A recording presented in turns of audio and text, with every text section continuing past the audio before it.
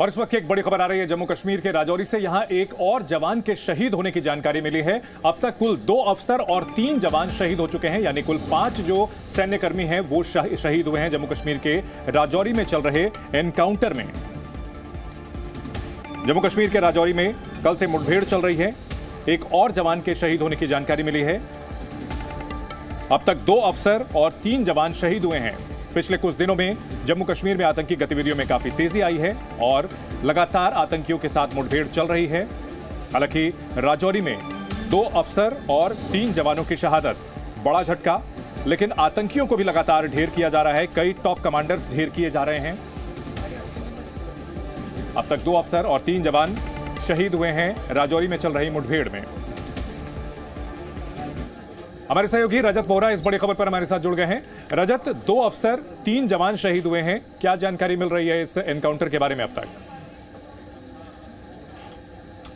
जी बिल्कुल चंदन, एक दुखद खबर फिर से सामने आई है कि एक और जवान जो है वो वीरगति को प्राप्त हो गए हैं इस बाजीपुल में चल रहे एनकाउंटर में। इससे पहले 2 कैप्टन समेत 2 जवान जो है उनकी शहादत की खबर पहले आई थी और एक और जवान जो है उनकी शहादत की खबर अब सामने आ रही है। हालांकि इस पूरे ऑपरेशन में केरी नामक एक टॉप टेररिस्ट को भी यहाँ पर सुरक्षा बलों ने जो है वो ढेर कर दिया गया है। वहीं उसके साथी को भी यहाँ पर सुरक्षा बलों ने मार गिराया है। लगातार इस ऑपरेशन में कामयाबियाँ ज़रूर नज़र आ रही हैं, दिख रही हैं, पर साफ तौर पर दूसरी तरफ जो हमारा जो नुकसान है वो भी काफ़ी ज़्यादा हुआ है। हमारे अपने जवान हैं वो भी यहाँ पर उन्होंने वीरगति को प्राप्ति पाई है। लगातार आपको बता दें कि इस पूरे ऑपरेशन को अब 28 से 30 घंटे हो चुके हैं। लगातार आतंकियों से लोहा लेते हुए इस टफ टेरेन में हमारे जो जवान सिपाही हैं वो भी लगे हुए हैं। रुक कर फायरिंग जो है वो लगातार हो रही है। बट उम्मीद है कि ये जो 2 टेररिस्ट जो पिछले कुछ दिन पहले इसी इलाके में दिखे थे और उनकी एक वीडियो भी लगातार वायरल हो रही थी, उन दोनों को न्यूट्रलाइज कर दिया गया है। अब फिलहाल के लिए पूरे इलाके को खंगाला जा रहा है, सैनिटाइज किया जा रहा है कि कहीं और आतंकी तो नहीं छुपे हैं। इस तरह की भी जानकारी है कि इस इलाके से इन दोनों के हवाले से जो टेररिस्ट मारे गए हैं इनके हवाले से भारी मात्रा में असला बारूद भी बरामद हुआ है और आगे की अभी पूरे इलाके में जो कॉर्डन है अभी भी लगा हुआ है। तलाशी अभियान अभी भी जारी है। हो सकता है कि एक और टेररिस्ट इस इलाके में छुपा हो।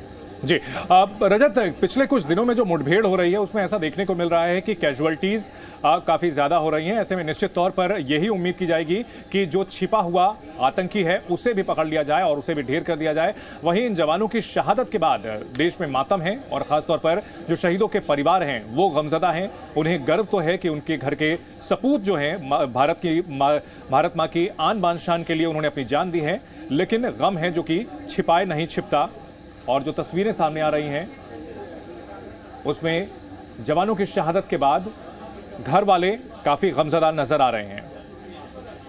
जम्मू कश्मीर में पिछले कुछ दिनों में आतंकी घटनाओं में काफी तेजी आई है। जानकारी ये मानते हैं कि सर्दियों में बर्फ गिरने से पहले आतंकियों की घुसपैठ काफी तेज हो जाती है और ऐसे में लगातार सुरक्षा बल भी काफी मुस्तैद हैं। रजत हमारे साथ लगातार बने हुए हैं।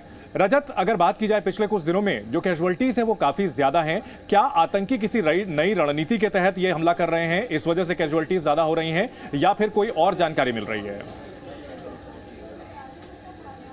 जी चंदन, इसको देखने के 2 पहलू हैं। सबसे पहला ये कि जितने भी टेररिस्ट हैं उन्होंने वॉरफेयर, जो गुरिल्ला वॉरफेयर है वो तरीका अपनाया है कि वो पहाड़ी इलाकों में छुपकर लगातार छोटी छोटी जो केव्स बनी हुई हैं, नेचुरल केव्स, उसका सहारा ले रहे हैं, घने जंगलों का सहारा ले रहे हैं और खासतौर पर उन इलाकों में ये रहते हैं जहां पर जो ढोक्स बने हुए हैं, जहां पर ये कई बार आम जनता का, लोगों का सहारा लेकर उन इलाकों में छिपते हैं जहां पर इनको माल मवेशी मिल जाता है खाने पीने के लिए। लॉजिस्टिक सपोर्ट जो है लोगों को धमका कर ये मंगवा लेते हैं। इसलिए वहां पर गुरिल्ला वॉरफेयर की तरह टेररिस्ट यहाँ पर काम कर रहे हैं। इसीलिए चुनौतियाँ जो हैं वो सुरक्षा बलों के सामने है। दूसरा ये कि हमारे जो सुरक्षा बल हैं वो पूरी तरह से एक रणनीति बनाए हुए हैं कि इनको शहरी इलाकों में या मैदानी इलाकों में आने से रोका जा सके। इसीलिए आप देख सकते हैं जितने भी ऑपरेशंस पिछले कुछ महीनों में हुए हैं वो सारे के सारे पहाड़ी इलाकों में हुए हैं और इनको वहीं तक महदूद रखा जा रहा है कि वो आम सिविलियंस को टारगेट ना कर सके, वो आम जनता को टारगेट ना कर सके। इसीलिए वहां पर जिस तरह से हमने कैप्टन शुभम गुप्ता के परिवार वालों को सुना, उन्होंने भी ये कहा था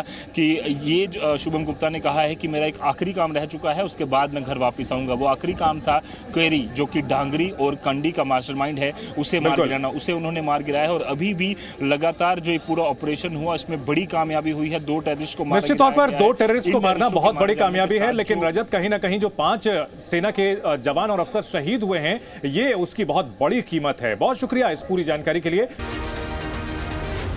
जी न्यूज़।